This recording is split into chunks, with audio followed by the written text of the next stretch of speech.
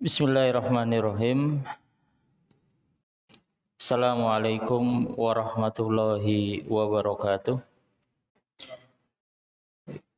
Bismillahirrahmanirrahim. Wassalatu wassalam ala Muhammadin wa alihi wa ashabihi wa man tabi'ahum bi ihsanin ila yaumiddin. Qala Allahu tabaraka wa ta'ala, a'udzu billahi minasyaitonir rajim. Bismillahirrahmanirrahim. Ya ayyuhalladzina amanu taqullaha haqqa tuqatih wa la tamutunna illa wa antum muslimun. Wa qala ta'ala ya ayyuhalladzina amanu taqullaha wa qulu qawlan sadida yuslih lakum a'malakum wa yaghfir lakum dunubakum wa may yuti'illaha wa rasulahu faqad faza fawzan adima, amma ba'du. Alhamdulillah, puji syukur atas nikmat yang Allah Subhanahu wa taala berikan kepada kita semua di hari ini. Semoga kenikmatan yang Allah Subhanahu wa taala berikan kepada kita menjadikan kita senantiasa istiqomah dan menjadikan kita terus meningkatkan kualitas takwa dan kualitas ibadah kita kepada Allah Subhanahu wa taala. Baik, di pagi hari ini kita akan melanjutkan dari pembahasan kita dari fikih bagi wanita atau ahkamun nisa.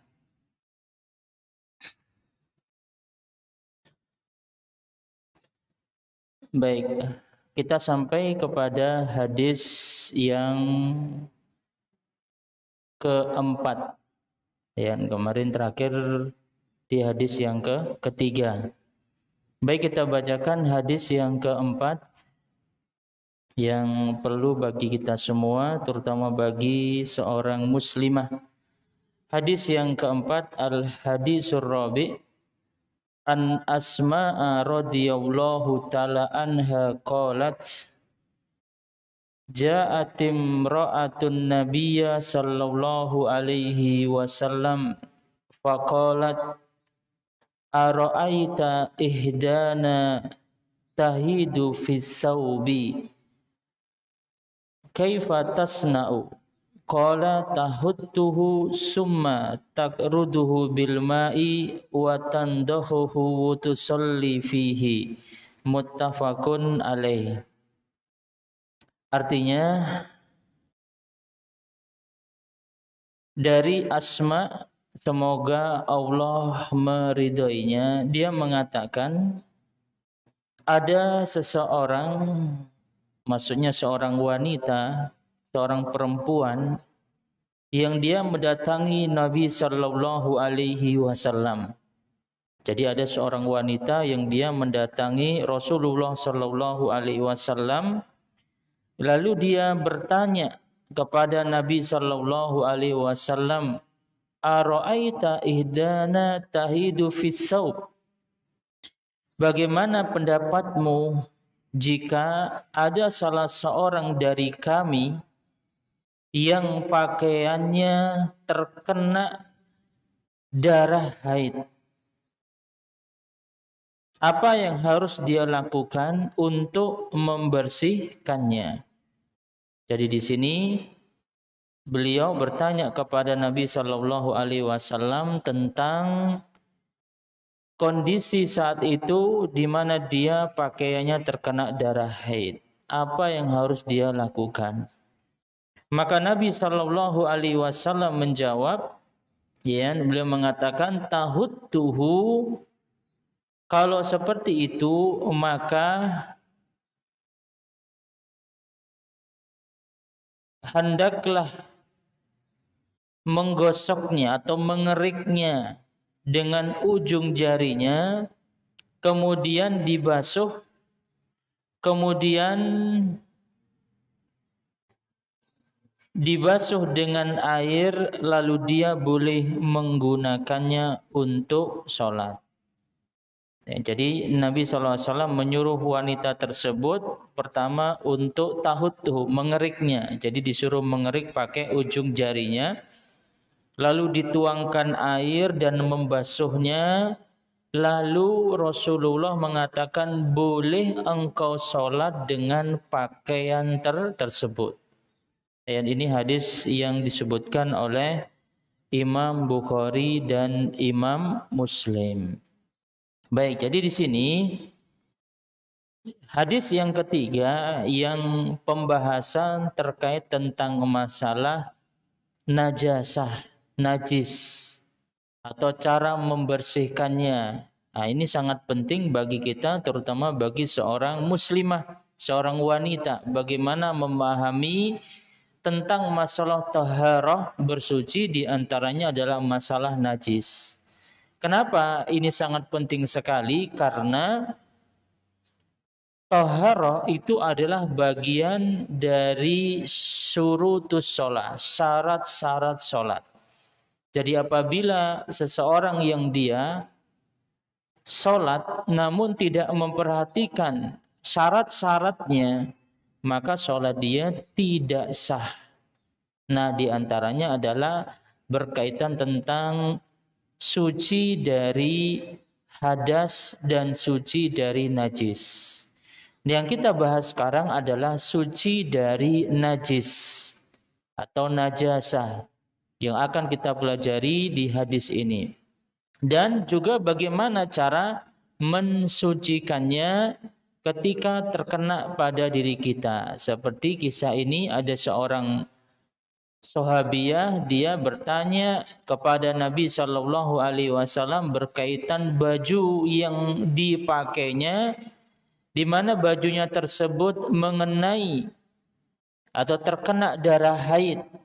Lalu Nabi Shallallahu Alaihi Wasallam memberikan solusi yang di saat baju seorang wanita terkena darah haid, disuruh mengeriknya dengan ujung jarinya, lalu disiram air, dibasuh dengan air, dan setelah itu boleh dipakai untuk sholat.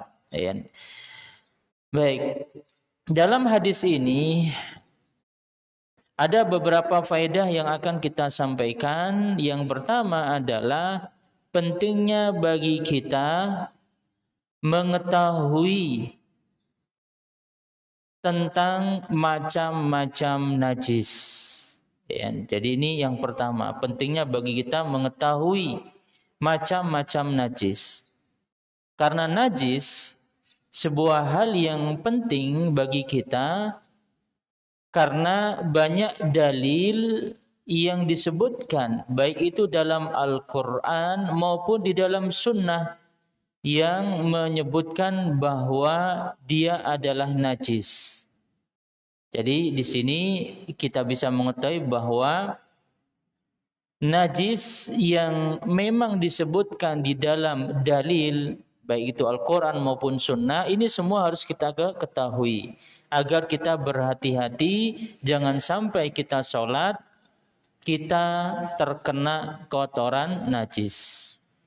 Misalnya adalah kotoran manusia, kotoran manusia, air kencing, kemudian kotorannya, maka ini adalah najis. Nah, sebelum kita lanjutkan, perlu kita pahami, kita harus bedakan antara najis sama hadas. Jadi terkadang ini yang menjadikan seorang muslimah kadang dia masih kebingungan membedakan apa itu najis dan apa itu hadas. Maka kita akan berikan contoh mudahnya, biar ini kita ada gambaran yang mudah. Jadi di saat seorang dia kencing, buang air kecil. Nah, perbuatan dia ketika dia buang air kecil maka menjadikan dia berhadas, namanya hadas kecil. Sedangkan air kencingnya ya, maka itu disebut dengan najis. Jadi perbuatan dia ketika dia buang air kecil, ketika dia buang air besar, ya, ketika dia junub, nah itu namanya hadas. Sedangkan kotorannya, air kencingnya, kotorannya, maka itu disebut dengan najis. Jadi cara mensucikannya tentu berbeda. Kalau hadas, cara mensucikannya adalah dengan berwudu atau dengan mandi. Jadi kalau hadas kecil, contohnya buang air kecil, maka kita harus berwudu. Buang air besar, kita harus berwudu.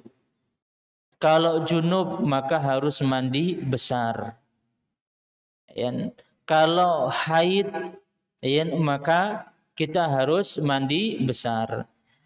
Nah, air kencing, kotoran manusia, darah haidnya, nah itulah disebut dengan najis. Bagaimana mensucikannya? Mensucikannya bukan dengan mandi, bukan dengan berwudu, tapi dengan membersihkan zat najis tersebut. Nah, jadi ini sebagai gambaran membedakan mana apa itu hadas dan apa itu najis. Jadi salah kalau ada ungkapan najis bisa dibersihkan dengan berwudu. Maka ini jawaban kurang tepat atau salah. Yang benar najis bisa dibersihkan dengan membersihkan zat najis tersebut. Baik, ini sebagai tambahan.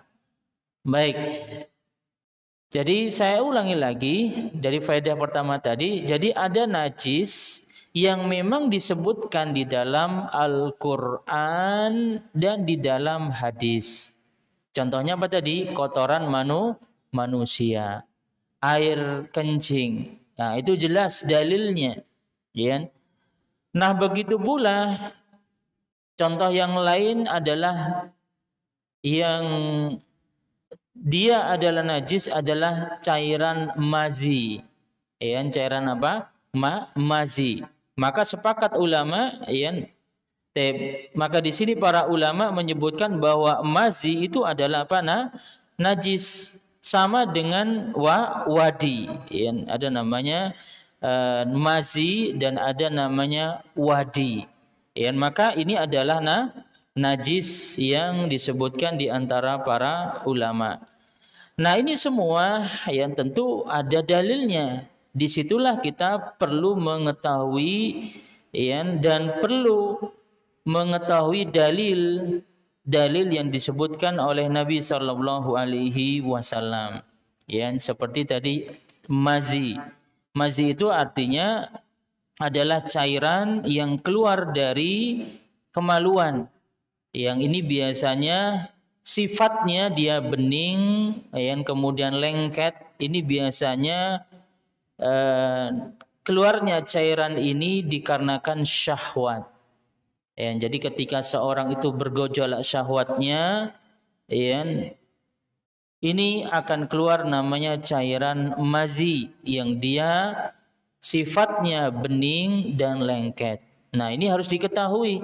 Jangan sampai keluarnya cairan tersebut kita anggap remeh, padahal kalau terkena baju kita, ya, maka kita harus membersihkannya, ya. Ini terjadi memang pada laki-laki dan perempuan, tapi yang paling sering itu adalah pada perempuan. Nah, ini yang terkadang tidak disadari oleh seorang muslimah. Jadi cairan mazi ini lebih banyak itu terjadi pada siapa tadi? Perempuan. Makanya di sini ya, kita harus berusaha untuk membersihkannya, ya.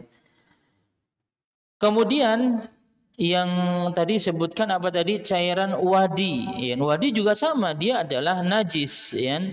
Dan wadi, ya, dia biasanya keluar dari kemaluan seseorang setelah buang air kecil.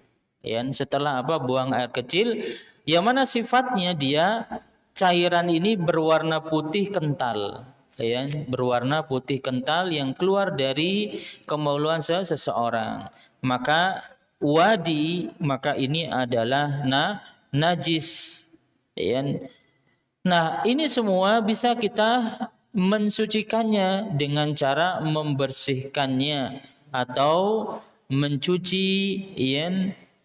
kemaluan, kemudian setelah itu berwudu. Dan kalau terkena baju, terkena badan, kita harus membersihkannya. Ini diantara contoh najis, ada kotoran manusia, ada mazi, ada juga wadi, dan ada juga darah haid, sebagaimana yang disebutkan tadi dalam hadis yang kita sampaikan, yaitu hadis yang dari Asma, yang ketika ada seorang wanita yang bertanya dan Nabi Shallallahu Alaihi Wasallam memerintahkan dia untuk mensucikannya.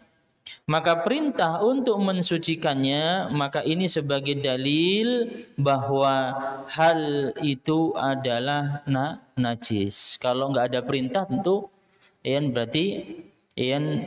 berarti itu bukan najis. Karena ada perintah untuk mensucikannya, berarti cairan atau darah haid itu adalah najis.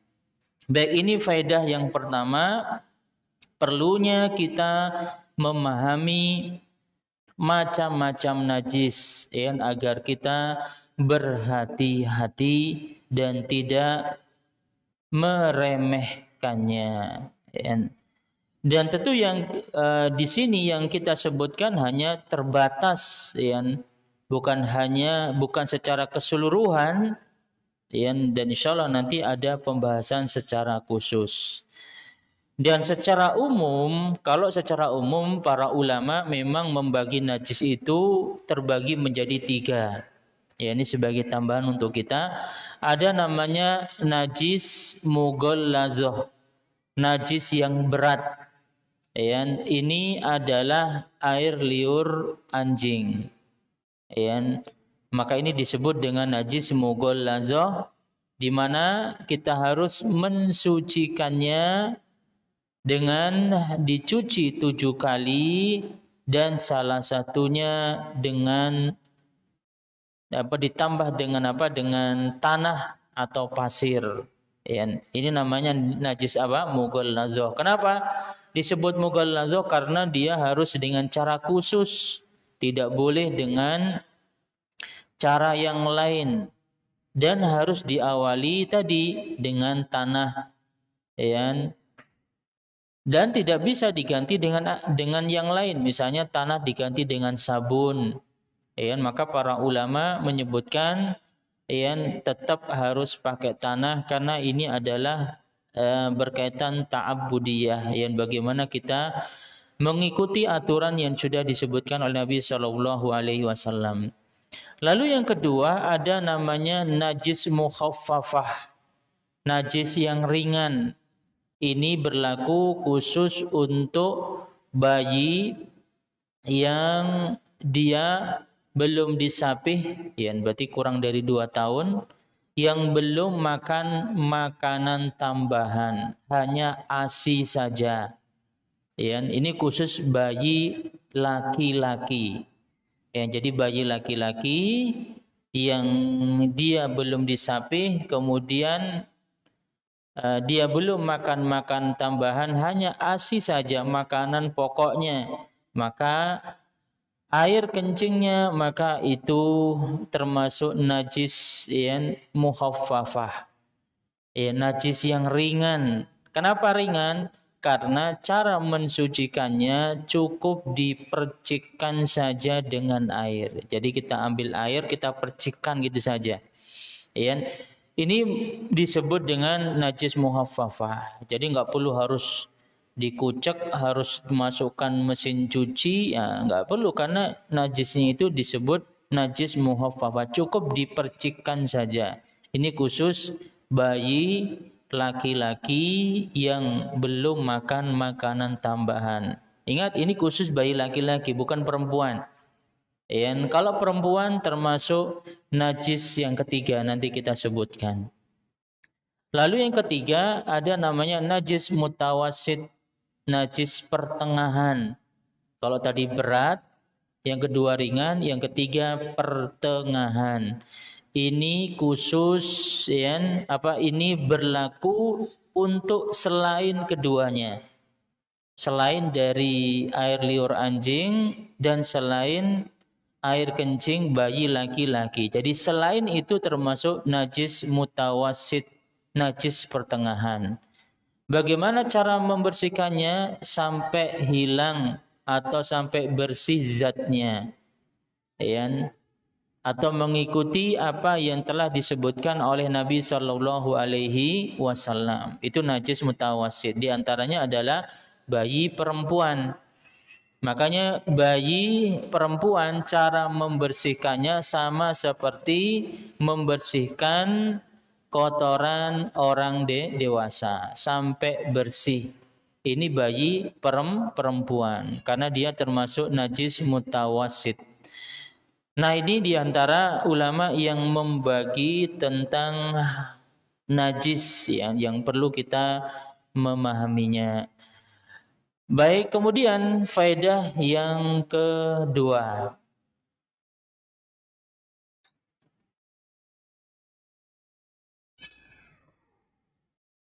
Faedah yang kedua, memahami najis-najis yang diberikan maaf atau najis yang dimaafkan. Nah, ini ada istilah yang mungkin kita baru dengar. Jadi ada namanya najis yang itu diberikan bagi kita sebuah kemudahan yang sebenarnya kan harus dibersihkan. Tapi ini diberikan uzur. Walaupun di sini dalam masalah ini kita perlu sampaikan terlebih dahulu, memang dalam masalah ini para ulama berselisih pendapat. Jadi memang ada ulama yang tetap mengatakan najis baik itu banyak atau sedikit tetap itu adalah najis. Namun ada juga yang dia mengatakan bahwa najis diberikan sebuah rincian. Di antaranya adalah ada najis yang di situ dimaafkan. Apa maksudnya dimaafkan di sini? Maka disebutkan dalam pendapat para ulama dalam sebuah kaidah ad-dhabitu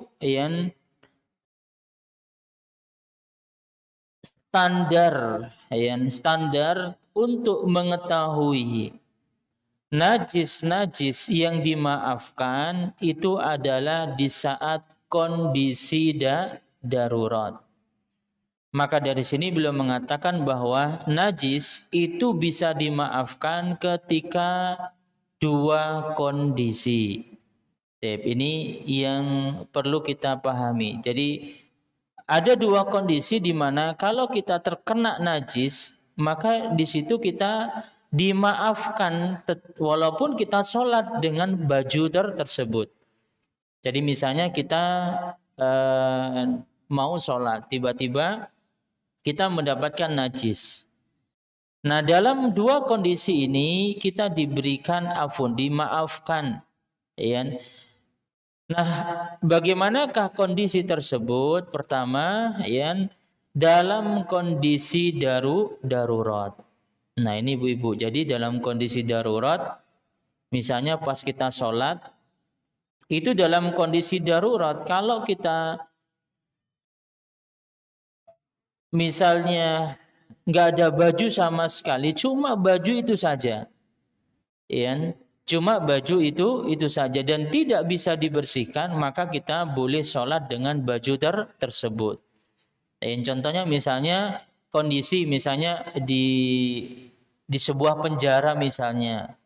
Penjara di situ mungkin tidak ada yang di dalamnya mungkin tidak ada kamar kecil atau tidak ada kamar mandi untuk membersihkan, sedangkan bajunya terbatas, ya contohnya. Akhirnya bajunya di situ terkena air kencing, ya. Untuk diganti susah, untuk menggantinya berat, maka diberikan uzur baginya. Tapi ini kondisi yang pertama. Kondisi yang kedua adalah najis yang dialami oleh semua orang dan susah atau sulit untuk dihindari. Nah, ini mungkin yang kalau yang pertama mungkin jarang ya untuk ibu ya, tapi yang kedua ini mungkin sering. Ya, atau bisa jadi terjadi pada diri kita. Najis yang kita alami memang kita sulit atau susah untuk menghindarinya. Contohnya adalah najisnya kotoran cicak. Ya. Kotoran cicak, ya, kalau kita kembali kepada kaidah secara umum, kan kotoran cicak termasuk najis. Ini kalau kita kembali kepada kaidah secara umum, ya, walaupun ada perbedaan di antara para ulama. Ya, apa kaidahnya? Bahwa kotoran binatang yang haram dimakan dagingnya adalah najis. Ingat ibu-ibu, apa kaidahnya secara umum? Kotoran binatang yang haram dimakan dagingnya adalah najis. Ya. Jadi kalau kita mendapatkan seekor binatang dan binatang itu haram dimakan dagingnya, maka kotorannya, air kencingnya itu najis. Nah, ada binatang yang bisa jadi dia suka di lemari kita, ya, di lemari baju kita, atau bisa jadi di tempat jemuran, ya. Maka di sini, ya, para ulama memasukkan kepada sesuatu yang dimaafkan karena sulit untuk kita menghindarinya, ya, susah untuk kita menghindarinya. Makanya najisnya itu adalah najis yang dimaafkan, ya. Dan cicak, ya, memang di sini ada perbedaan. Apakah dia termasuk yang kotorannya najis atau suci? Ya, memang ada perbedaan di antara para ulama. Namun yang jelas bahwa di saat baju kita terkena, maka itu diberikan maaf atau diberikan uzur. Karena dia yang jelas ada di sekitar kita dan kita susah untuk menghindarinya. Dan ini sesuai dengan sebuah kaidah al-masyaqqatu, ya, kesulitan itu tajlibu at-taisir. Kesulitan yang berat akan mendatangkan kemudahan dalam syariat ini. Ini sebuah kaidah nih untuk ibu-ibu sekalian. Apa itu kaidahnya tadi? Sebuah kesulitan yang berat akan mendatangkan kemudahan. Ya. Jadi kalau memang berat, maka Allah berikan kemudahan. Yang seperti tadi, kan berat untuk menghindar, maka diberikan kemudahan. Dan ini juga bisa dalam masalah-masalah yang lain. Seperti misalnya ibu-ibu sholat. Berat untuk sholat berdiri. Ya udah, syariat ngasih kemudahan, sholatnya duduk. Duduk berat, ya udah silakan sholat sambil berbaring. Ya. Berbaring berat, ya sudah, silakan sholat sesuai dengan kemampuan ibu ketika sholat. Yang penting sholat, nggak ada istilahnya cuti. Iya, kan biasanya ada orang sakit, dia nggak sholat, alasannya sakit. Sebenarnya syariat tetap, kecuali mereka yang haid, nifas, nah ini baru diberikan memang tidak boleh sholat. Tapi kalau hanya sekedar sakit, maka sholat. Atau misalnya di saat misalnya nanti zuhur tiba-tiba sakit ya, dan kepala pusing ya, dan tidak mampu sholat, ya sudah, karena berat susah, maka syariat memberikan kemudahan, silakan dijamak, menggabungkan zuhur ya. Jadi zuhurnya kapan dilakukannya? Di waktu sholat asar. Jadi ibu nanti pas asar sholat zuhur dulu, baru setelah itu sholat asar. Jadi kesusahan, kesulitan, maka diberikan kemudahan dalam syariat. Jadi ketika sakit, maka silakan boleh menjamak sholat, menggabungkan dua sholat pada satu waktu. Jadi bukan hanya saat musafir saja, tapi ketika kita sakit, kita diperbolehkan untuk menjamak atau menggabungkan sholat. Ya. Baik, ini faedah yang pertama. Jadi ada najis yang diberikan maaf, ya, tiba di mana apabila kita mendapatinya kita nggak ada masalah. Maksudnya kita boleh memakai baju tersebut.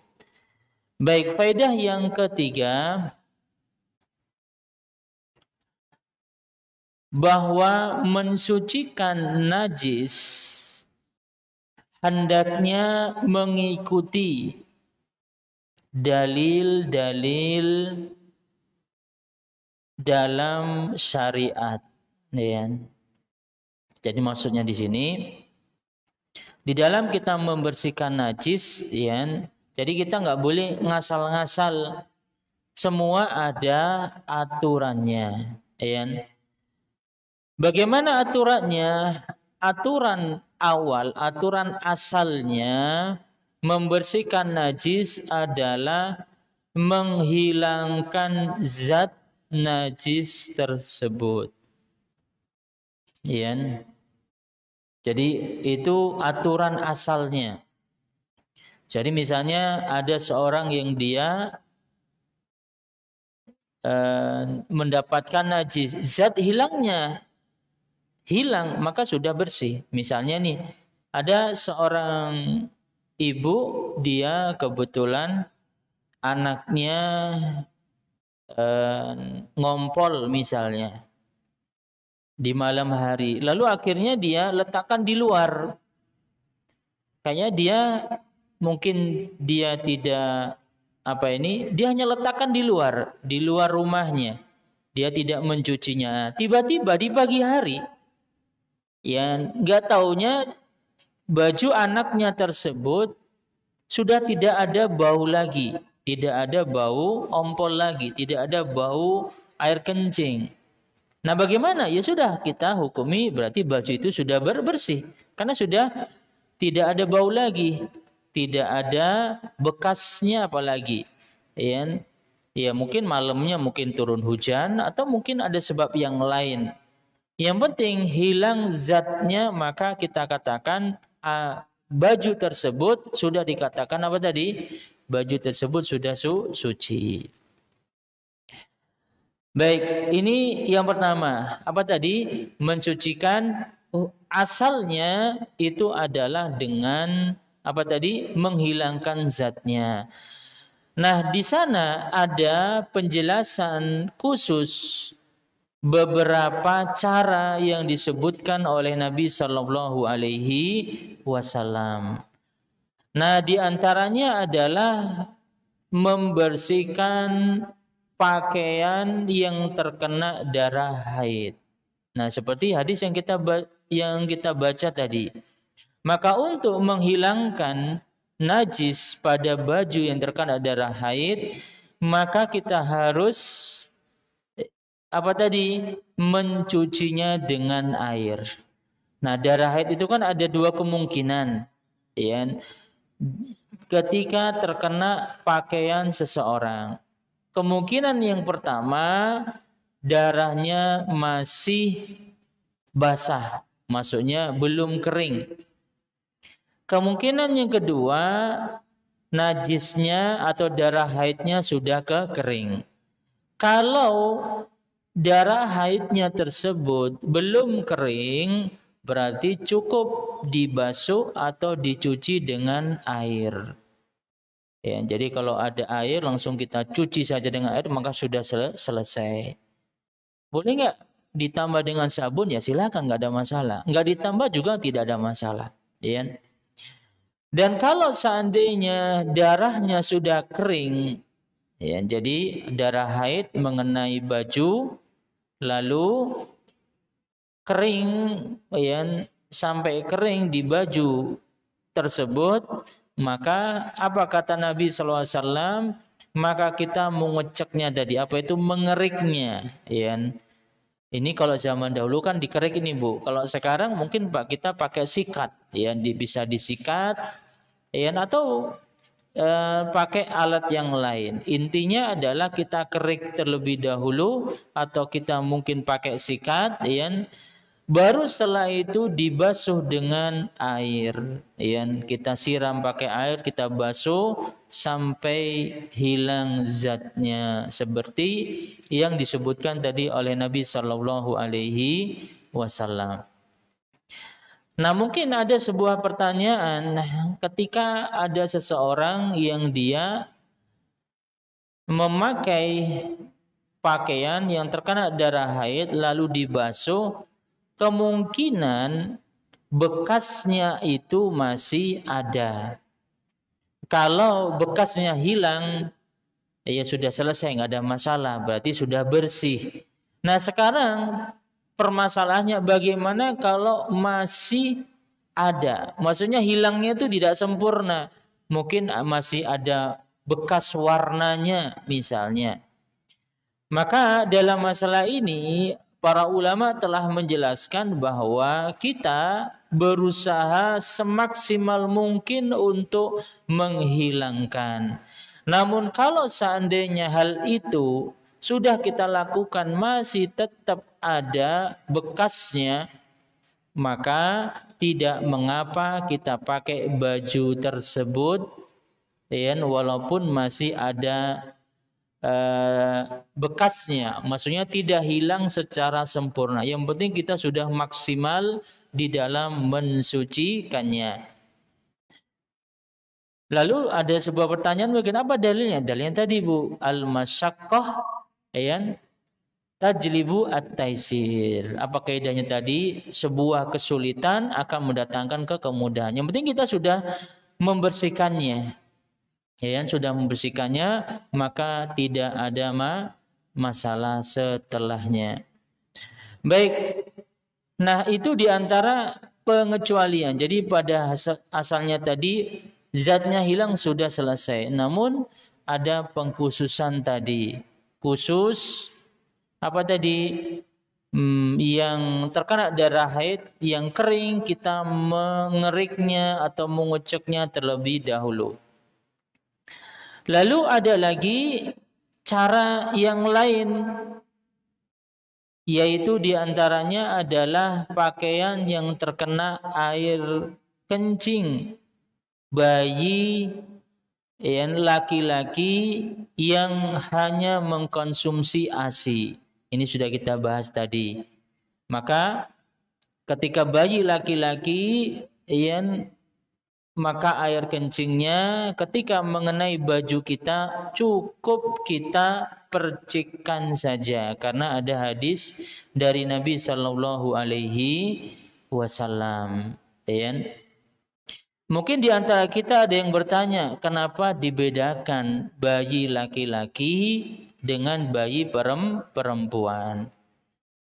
Namun yang jelas, ya, kita sebagai seorang muslim cukup mengucapkan sami'na wa ta'na. Ini yang pertama. Apapun yang dikatakan Nabi cukup kita ikuti, ya kami dengar, kami taat. Ya. Karena yang jelas di balik itu ada sebuah hikmah yang besar. Bisa jadi kita tahu atau bisa jadi kita tidak mengetahuinya. Lalu yang kedua, ya, kenapa dibedakan? Secara ilmiah memang ada bedanya. Ada bedanya antara kencing bayi laki-laki dan juga air kencing bayi perempuan. Apalagi sekarang zaman yang teknologi yang mana mereka ada yang sudah bisa membedakan kandungan air kencing dari anak laki-laki dengan anak perempuan, yang dimana mereka membedakan kandungannya. Baik, ini diantara pengkhususan yang kita harus membersihkannya, cukup dipercikkan saja. Jadi nggak perlu harus kita misalnya ada seorang wanita, dia mau sholat, dia gendong bayinya, nggak taunya bayinya kencing dan lupa tidak dipakaikan pampers misalnya. Nah, kalau dia masih kecil, ya cukup ambil air, kita percikan saja baju kita, nggak perlu ganti baju. Ya, nggak perlu kita ganti baju, cukup dipercikan saja. Dan inilah diantara kemudahan yang Allah Subhanahu wa Ta'ala berikan. Baik, kemudian contoh yang lain diantaranya adalah pakaian wanita yang bagian bawahnya terkena najis. Ya, maksudnya di sini kan kita tahu pakaian perempuan biasanya panjang, terkadang mengenai tanah. Pas jalan, ya mungkin bisa jadi terkena kotoran, atau bisa jadi tidak. Nah, bagaimana seorang wanita ketika pakaian ujung pakaiannya, kan pakaian bawahnya itu terkena najis?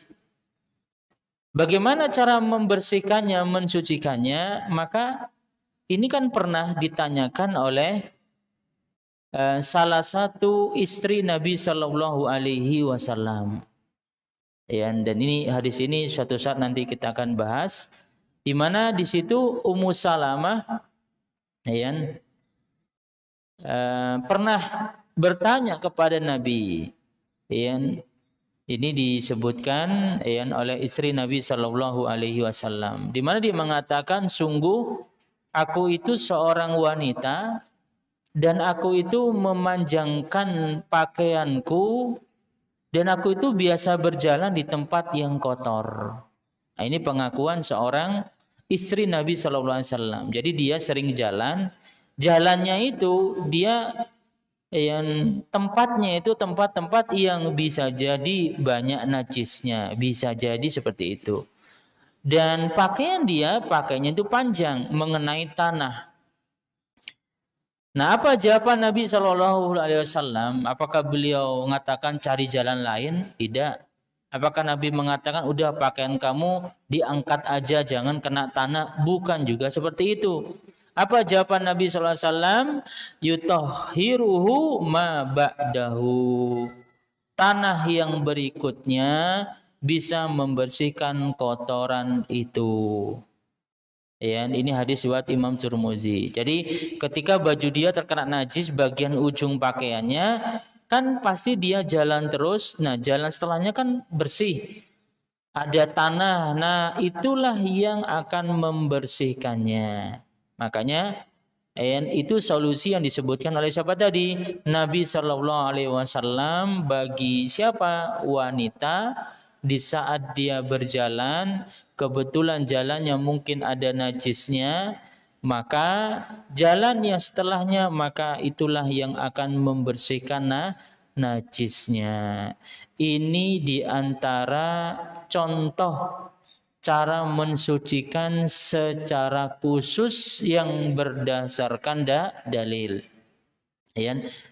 Jadi kalau ujung baju yang dia terkena, kemudian jalan di tempat bersih, ya sudah, nggak perlu lagi dicuci, nggak perlu lagi harus dikasih air, ya sudah, tanah berikutnya yang bersihkan kotoran. Misalnya ibu-ibu jalan, misalnya dari rumah ke sini, terkena, maka jalan yang berikutnya yang itu tanahnya suci, maka itulah yang membersihkannya. Nah, bagaimana kalau sholat? Ya silakan dipakai, nggak ada masalah. Ya, yang penting kita sudah melakukan apa yang disebutkan oleh Nabi Shallallahu Alaihi Wasallam. Baik, ini di antara dalil-dalil yang disebutkan dalam syariat cara mensucikan najis, ya. Dan banyak juga yang lainnya cara membersihkan najis, yang di antaranya adalah membersihkan yaitu kotoran atau jilatan anjing. Ya, ini sudah tadi kita jelaskan. Yang dimana cara membersihkannya adalah dicuci dengan 7 kali dan diawali dengan tanah. Ya.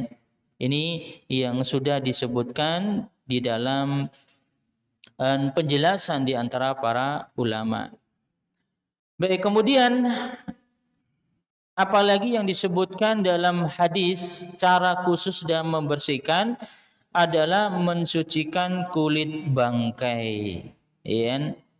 Jadi ketika kita mendapatkan bangkai, maka kulitnya itu bisa kita pakai dengan kita harus mensucikannya terlebih dahulu.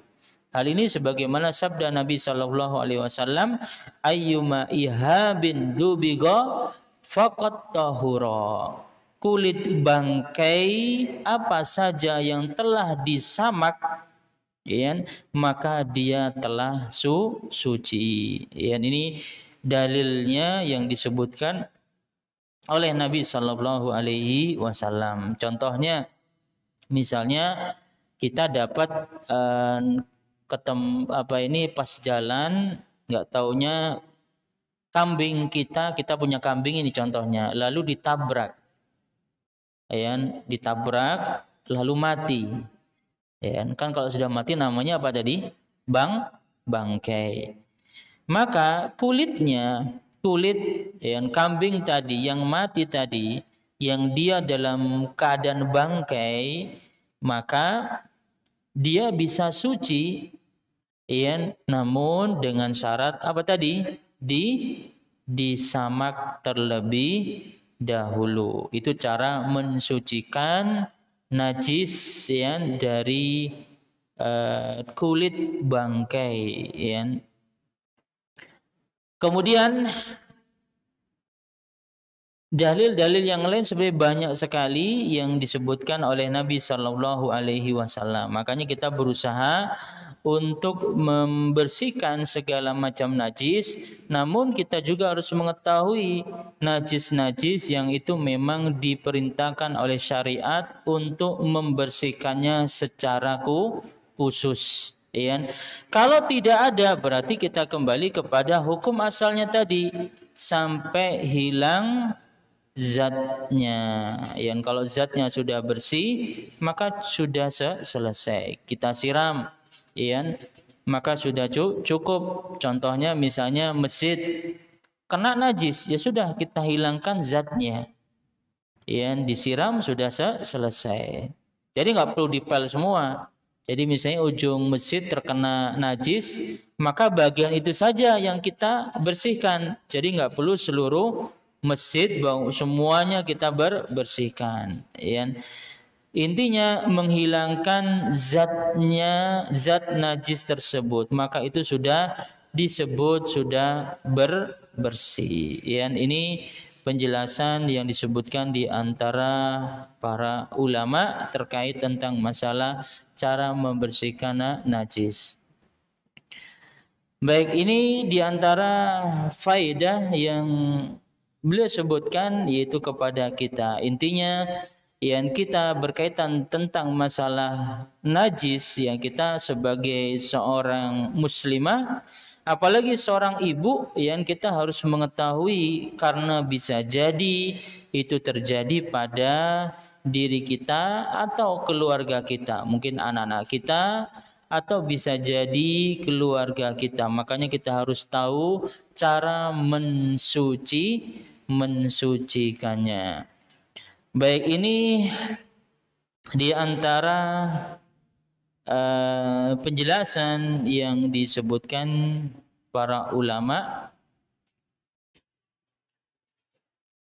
Dan ada tambahan yang beliau sebutkan bahwa najis yang itu terbagi menjadi 3. Ini sudah saya sebutkan tadi sebenarnya.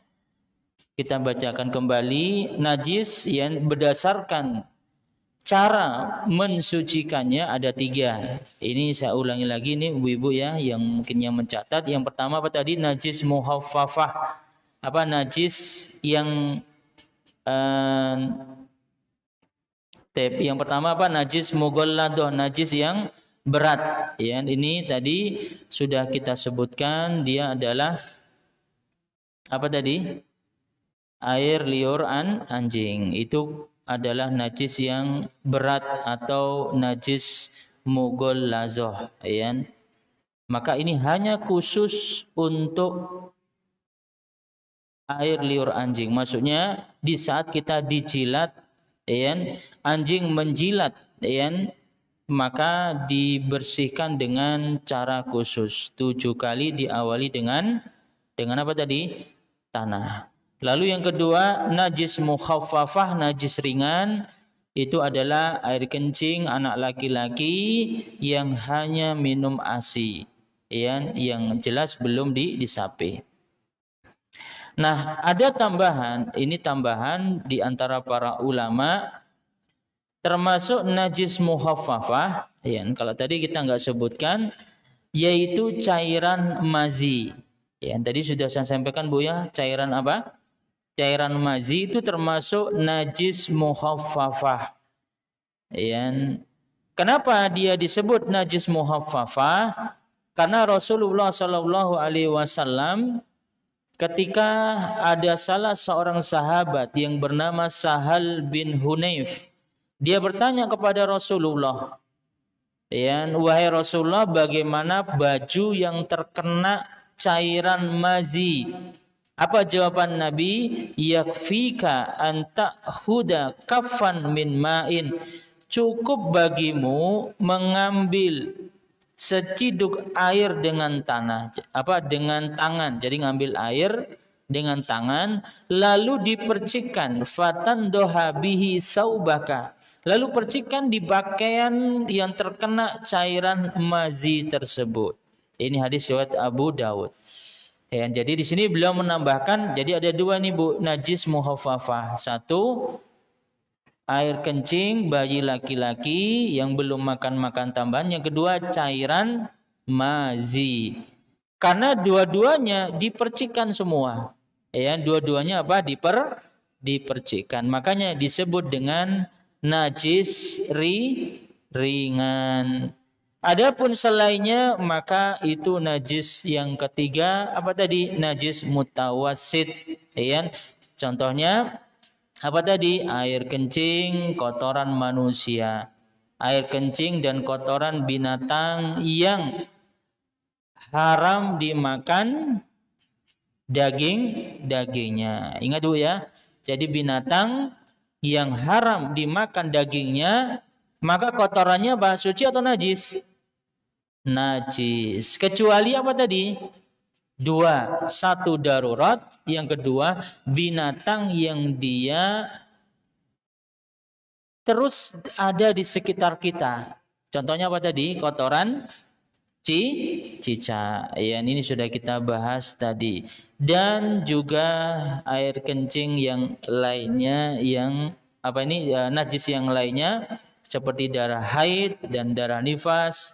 Ya, kemudian cairan wadi, ya, dan juga bangkai. Yaitu bangkai ini maksudnya adalah binatang yang dia mati tidak melalui penyembelihan secara syar'i, maka dia disebut dengan bangkai dan dia adalah najis. Bangkai. Jadi bangkai maka hukumnya apa? Dia adalah najis kecuali 3. Apa saja bangkai yang dia tidak najis? Ada 3. 1, bangkai manusia. Saya maksud bangkai Bu ya, maksudnya mayat manusia, ya. Maka jenazah yang dia suci. Ini yang pertama. Yang kedua beliau mengatakan adalah ikan dan belalang. Ini sebuah kaidah bahwa ikan di laut itu semuanya adalah suci, halal dimakan. Maka ibu ketika mendapatkan ikan, misalnya pas ke laut tiba-tiba ada ikan paus di pinggir laut mati, apa yang ibu lakukan? Boleh nggak dimakan? Boleh dimakan. Iya, karena halal dan suci. Tapi dimasak dulu Bu ya, jangan langsung dimakan. Ya. Kemudian belalang, ya. Bangkai belalang boleh dimakan. Kan ada itu orang jualan apa? Belalang goreng, ya. Ya, maka boleh, ya. Berdasarkan apa? Penjelasan di antara para ulama. Lalu yang ketiga adalah binatang yang darahnya tidak mengalir, ya, maka itu suci. Ya, bangkai binatang yang apa Bu? Yang darahnya tidak mengalir itu suci. Contohnya apa contohnya? Nyamuk, ya. Misalnya ini pas kita sholat, tiba-tiba ada nyamuk di pipi kita, lalu kita pukul, nggak taunya nyamuk kena darahnya apa? Kena kulit kita. Bagaimana? Suci atau najis? Maka nyamuk termasuk binatang yang tidak mengalir darahnya, maka tidak mengapa. Jadi lanjut aja sholatnya. Ya, nggak perlu dibersihkan. Ya, kalau mau dibersihkan silahkan. Ya, tapi pada saya tidak perlu, lanjut aja sholatnya. Dan nggak usah ditahan. Ada nyamuk nempel ditahan, biarin aja lah. Iyan sabar. Iyan kita harus usir, nanti sholatnya malahan nggak kusuk, menahan rasa gatal. Udah kita usir, kalau kita pukul nggak taunya di situ mati, kena kulit kita darahnya, maka apa tadi jawabannya? Dia termasuk bangkai yang suci karena dia darahnya tidak mengalir. Nyamuk, apalagi serangga, lalat, ya. Makanya ada juga mengatakan tadi cicak. Cicak itu darahnya mengalir atau tidak? Ya, ibu pernah mukul cicak? Mati. Darahnya mengalir atau tidak? Nah, ibu nanti coba dites di rumah ya. Nah, cicak itu darahnya yang mengalir tidak? Ya. Kalau dia tidak mengalir, nah berarti memang dasarnya dia suci bangkainya. Makanya kalau baju kita terkena, ya, maka tidak mengapa. Wallahu taala alam bisawab. Ini faidah yang bisa kita sampaikan di hadis yang keempat, ya, dari hadis-hadis atau ahkam bagi wanita. Demikian ibu-ibu, dan semoga Allah memberikan kemudahan bagi kita semua, dan insya Allah hadis berikutnya insya Allah yang kita akan lanjutkan di waktu-waktu yang akan datang bismillah, hadis yang kelima. Demikian yang bisa saya sampaikan, dan semoga Allah memberikan kemudahan bagi kita semua. Silahkan bagi ibu yang mau bertanya, semoga Allah memberikan kemudahan. Baik, sebelum saya tutup, silakan ibu-ibu yang mau bertanya.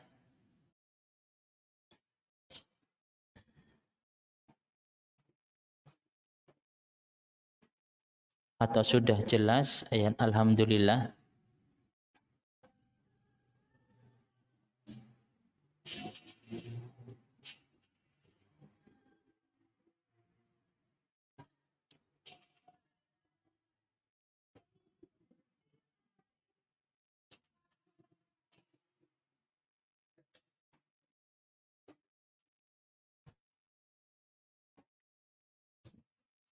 Ya.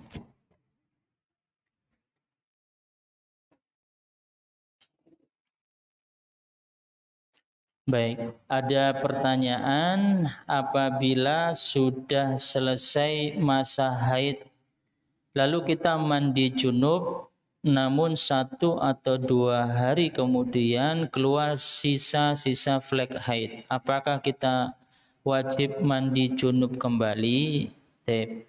Jadi kalau kita kembali ibu-ibu sekalian tentang haid, Allah menyebutkan haid itu adalah darah kebiasaan bagi wanita yang secara fitrah itu pasti ada pada diri seorang wanita.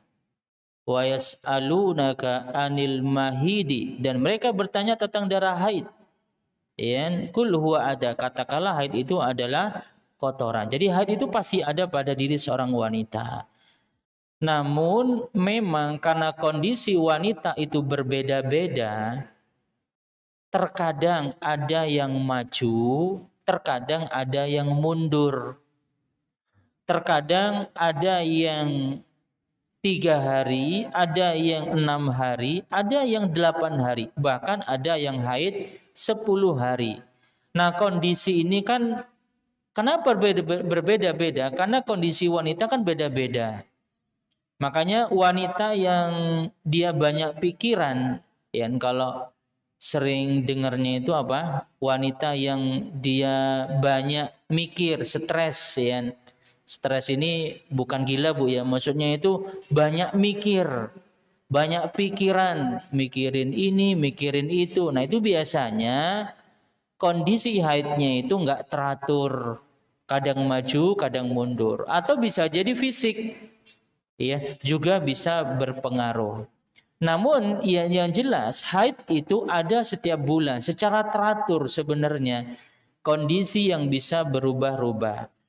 Maka dalam masalah ini para ulama untuk menentukan haid, maka hendaklah kita menentukan sesuai dengan apa yang biasa kita dapatkan.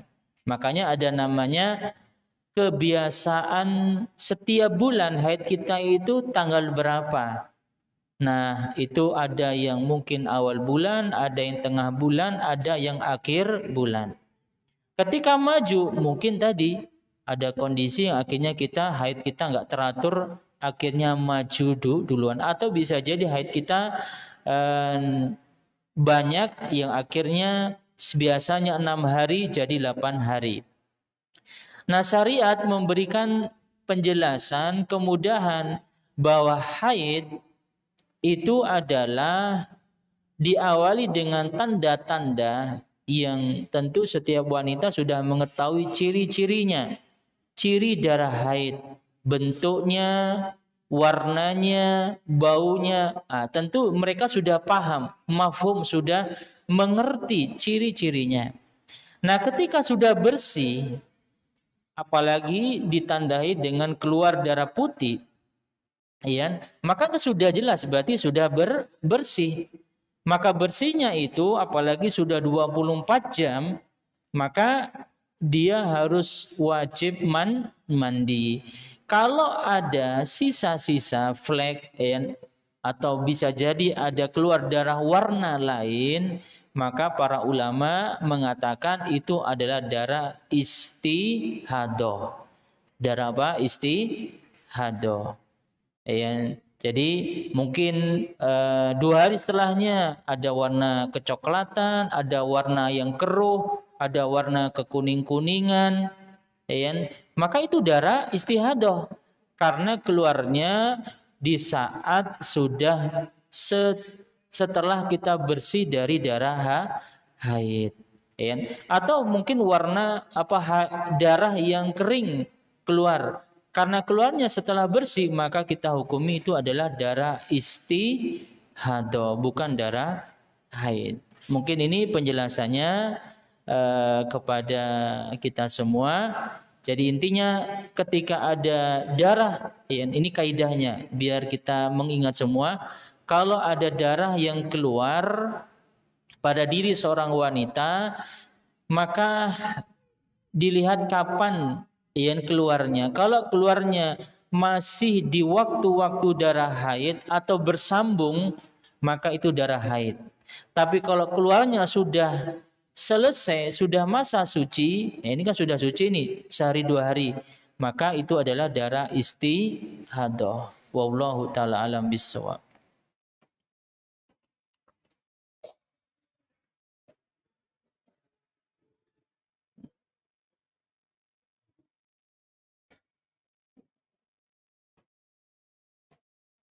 Ada yang lain?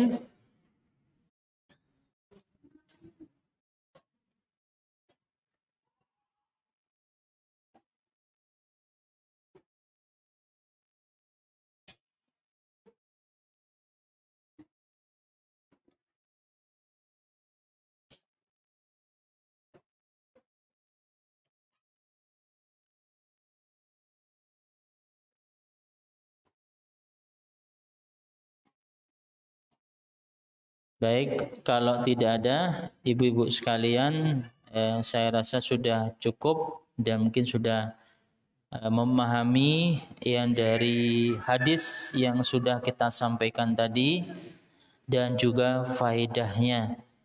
Ya, mudah-mudahan dari hadis-hadis yang kita bacakan, ya, dan ini masih banyak hadis yang nanti yang akan kita sampaikan, mudah-mudahan bisa memberikan faedah dan kita sampaikan juga kepada yang lainnya. Demikian kita akhiri dengan doa kafaratul majlis. Subhanakallahumma wa bihamdika asyhadu an la ilaha illa anta astaghfiruka wa atubu ilaik. Wassalamualaikum warahmatullahi wabarakatuh.